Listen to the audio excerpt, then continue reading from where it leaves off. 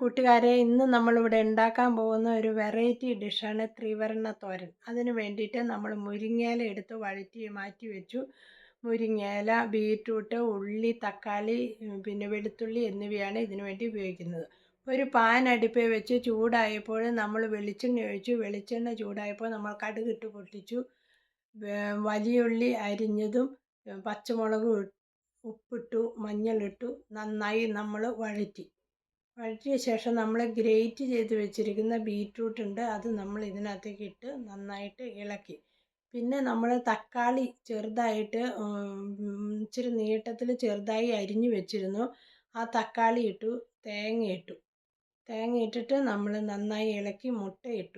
മുട്ടയിട്ട് ശേഷം നമ്മൾ നന്നായി ഇളക്കി. ഇതിനകത്ത് എല്ലാം കൂടെ ഒന്ന് മിക്സ് ചെയ്യുന്നവരെ നമ്മൾ നന്നായി ഇളക്കി.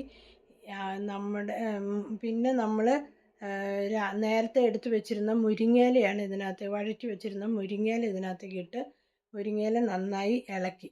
ഈ ഡിഷ് ഇവിടെ തയ്യാറായി. അങ്ങനെ ത്രിവർണ്ണ തോരൻ റെഡിയായി. ഈ തോരൻ നമുക്ക് വേറെ ഒരു പാത്രത്തിലേക്ക് മാറ്റാം. ഈ ഡിഷ് നിങ്ങൾക്ക് ഇഷ്ടപ്പെട്ടാൽ ലൈക്ക് ചെയ്യാനും കമൻറ്റ് ചെയ്യാനും മറക്കരുത്. ഇതൊരു വെറൈറ്റി ഡിഷാണ്. Thanks for watching. അഭിപ്രായം അറിയിക്കുമല്ലോ.